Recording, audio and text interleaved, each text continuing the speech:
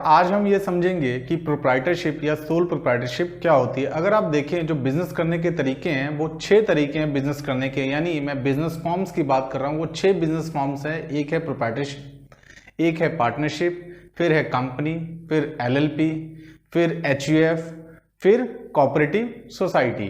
तो आज हम इस 6 में से एक की बात करेंगे, वो है प्रोप्राइटरशिप या जिसे सोल प्रोप्राइटरशिप भी कहते हैं। प्रोप्राइटरशिप या सोल प्रोप्राइटरशिप होती क्या है, जिसमें ये ऐसी बिजनेस फॉर्म है जिसमें एक ही बंदा मालिक होता है। यानी नाम से अगर आप देखें, जैसे सोल प्रोप्राइटरशिप, सोल का मतलब क्या होता है, अकेला, और प्रोप्राइटरशिप मतलब जो स्वामित्व है, जो व्यापार है, वो सिर्फ एक ही बंदा उसका मालिक है।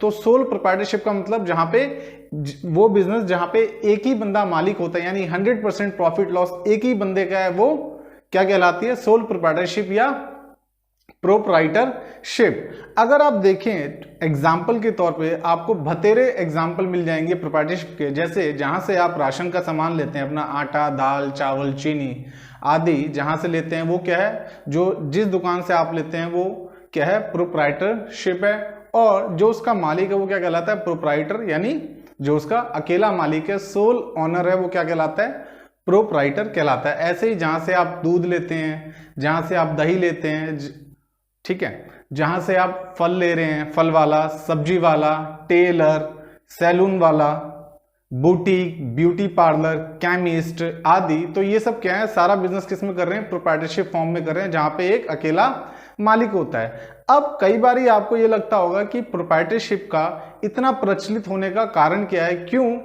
अगर आप देखें, मेरा जो आकलन है, मेरे हिसाब से 90% से ज्यादा जो बिजनेसेस हैं वो प्रोप्राइटरशिप में होते हैं हमारे देश में। तो प्रोप्राइटरशिप इतना पॉपुलर होने का, इतना प्रसिद्ध होने का कारण क्या है? तो अगर हम ये समझ लें कि प्रोप्राइटरशिप के फायदे क्या हैं, तो हमको ये पता लग जाएगा कि प्रोप्राइटरशिप प्रसिद्ध होने का कारण क्या है और क्यों 90% से ज्यादा बिजनेसेस प्रोप्राइटरशिप में चलते हैं।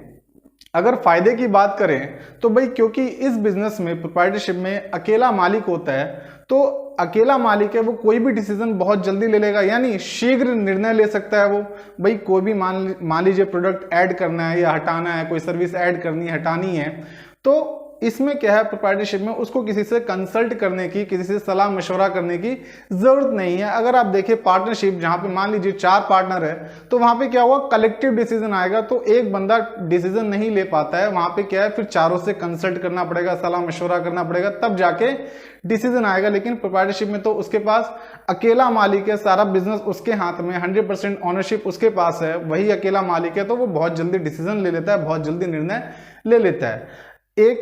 एक मैंने आपको फायदा ये गिनाया।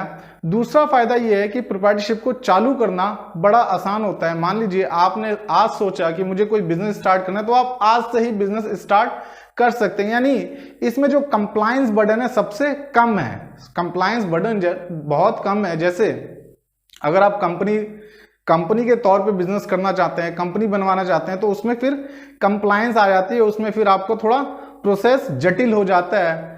अगर आप एलएलपी का देखें, थोड़ा प्रोसेस जटिल रहता है, लेकिन आप प्रोप्राइटरशिप की बात करें तो बड़ी आसानी से आप खोल सकते हैं, बड़ी आसानी से आप इसमें बिजनेस कर सकते हैं। ऐसे ही अगर आप इसको बंद करना चाहें तो वो भी आसानी से कर सकते हैं। मान लीजिए बिजनेस चला नहीं या कोई और कारण है, आप बंद कर रहे हैं, और जनरली कारण क्या होगा भाई, बिजनेस ना चलने का ही कारण होगा, ठीक है, या एक और कारण हो सकता है, मान लीजिए प्रोप्राइटर की डेथ हो गई, प्रोप्राइटर का निधन हो गया, तो बिजनेस बंद हो जाता है। तो यानी बिजनेस को प्रोप्राइटरशिप में चालू करना और बंद करना आसान है। तो इसीलिए एक दूसरा फायदा हम देखें तो इसका इजी फॉर्मेशन एंड क्लोजर, यानी बनाना भी आसान है और बंद करना भी आसान है।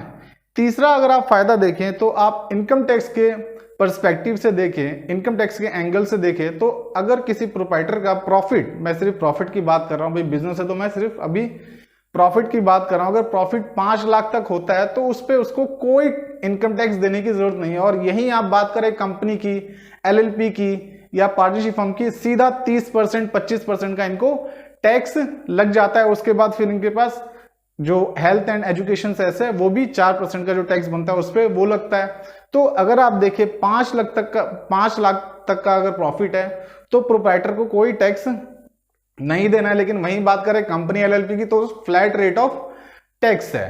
तो ये तो तीसरा फायदा मैंने आपको गिनाया। चौथा फायदा ये है कि भाई जितना वो काम करेगा, जितना प्रॉफिट होगा सारा उसका, भाई सारा उसी का हो गया ना। पार्टनरशिप में शेयरिंग है, कंपनी में शेयरिंग होगी, लेकिन यहाँ पे तो कुछ ऐसा नहीं है, 100% ओनरशिप उसकी है, मालिक वही है, तो जो भी प्रॉफिट होगा सारा उसका। यानी अगर आप देखें डायरेक्ट मोटिवेशन किस फॉर्म में है, प्रॉफिट की फॉर्म में, क्योंकि 100% प्रॉफिट होगा प्रोप्राइटर का। अब ये तो हो गए फायदे, और इन्हीं फायदे के चक्कर में प्रोप्राइटरशिप में लोग काम करते हैं और बड़ा आसान होता है प्रोप्राइटरशिप में काम करना, अगर हम तुलना करें कंपनी से, पार्टनरशिप में, एलएलपी में। क्योंकि इनके लिए, जैसे कंपनी के लिए स्पेशल एक्ट है कंपनीज एक्ट 2013, एलएलपी के लिए स्पेशल एक्ट है एलएलपी एक्ट 2008, पार्टनरशिप के लिए स्पेशल एक्ट है इंडियन पार्टनरशिप एक्ट 1932। लेकिन प्रोप्राइटरशिप के लिए ऐसा कोई स्पेशल एक्ट नहीं है। यानी लीस्ट रेगुलेटेड जो बिजनेस फॉर्म है वो कौन सी है, प्रोप्राइटरशिप है। अगर आप नुकसान की बात करें, इसके जो नुकसान है, इसमें एक सबसे बड़ा नुकसान है अनलिमिटेड लायबिलिटी का। मान लीजिए आपने बिजनेस चालू किया, 10 लाख का लोन लिया और बिजनेस किसी कारण से चला नहीं, तो वो जो 10 लाख का जो लोन है, जो आपका लेंडर है, वो आपकी पर्सनल एसेट से पैसा वसूलेगा। भाई वो तो पैसा मांगेगा ना आपसे, आपका बिजनेस चला हो या ना चला हो, वो तो आपसे पैसा मांगेगा। दूसरा इसका डिसएडवांटेज, दूसरा इसका जो नुकसान रहता है वो रहता है लिमिटेड फंड्स का। क्योंकि भाई एक बंदा है, जैसे पार्टनरशिप है, अगर पार्टनरशिप में 4, 5, 6 बंदे होते हैं तो वो फंड्स भी लेके आएंगे, तो यानी फंड्स आने की जो कैपेसिटी है वो, यानी ऑप्शन जो है, स्कोप जो है बढ़ जाता है। लेकिन प्रोप्राइटरशिप में क्या है भाई, अकेला बंदा है, जितना उसके पास होगा वो फंड्स लगा पाएगा, यानी लिमिटेड फंड्स की प्रॉब्लम रहती है। ऐसे ही लिमिटेड स्किल की प्रॉब्लम रहती है, क्योंकि भाई अकेला मालिक है, वो सारा कुछ उसे ही मैनेज करना है और वो सब में एक्सपर्ट नहीं हो सकता। एक छोटा बिजनेस वो मैनेज कर सकता है, लेकिन जैसे जैसे बिजनेस ग्रो करेगा तो उसको बंदे लाने पड़ेंगे। लेकिन जब बंदे आएंगे तो ये सैलरी की फॉर्म में आएंगे, ये तो तनख्वाह मांगेंगे। तो अगर आप बात करें पार्टनरशिप की, तो इसमें क्या होता है, प्रॉफिट शेयरिंग होती है। लेकिन प्रोप्राइटरशिप में क्या है, अगर अकेला है, छोटा बिजनेस है, तब तो अकेला मैनेज कर सकता है, लेकिन जैसे जैसे बड़ा होगा तो अकेला मैनेज करने में प्रॉब्लम होगी। और लिमिटेड स्किल रहती है किस फॉर्म में, भाई अगर 4 बंदे हैं तो 4 बंदे अपना स्पेशलाइज जो एरिया है वो बांट लेंगे, उसके ऊपर वो 4 बंदे अलग अलग काम कर सकते हैं। लेकिन प्रोप्राइटरशिप में तो सारा बर्डन किस पे है, इस प्रोप्राइटर पे, तो यानी लिमिटेड स्किल की भी प्रॉब्लम रहती है। एक नुकसान ये है प्रोप्राइटरशिप का, मान लीजिए प्रोप्राइटर की मृत्यु हो जाती है, निधन हो जाता है, या किसी कारणवश जेल जाना पड़ जाता है, या कोई ऐसी बीमारी हो जाती है जिसमें वो बिजनेस नहीं कर पाएगा, कुछ ऐसी प्रॉब्लम हो जाती है, तो तब भी बिजनेस ये ठप हो जाएगा प्रोप्राइटरशिप में। लेकिन आप ओवरऑल देखें तो प्रोप्राइटरशिप में फायदे ज्यादा हैं, इसीलिए लोग इस प्रोप्राइटरशिप को प्रेफर करते हैं। इसीलिए हमारे देश में 90% से ज्यादा जो बिजनेसेस है वो आपको प्रोप्राइटरशिप में मिल जाएंगे। आप अपने आसपास देखिए, आपको सिर्फ मतलब 90% से ज्यादा प्रोप्राइटरशिप मिलेगी। मुझे उम्मीद है आपको ये वीडियो समझ आई होगी। मिलते हैं अगली वीडियो में, धन्यवाद।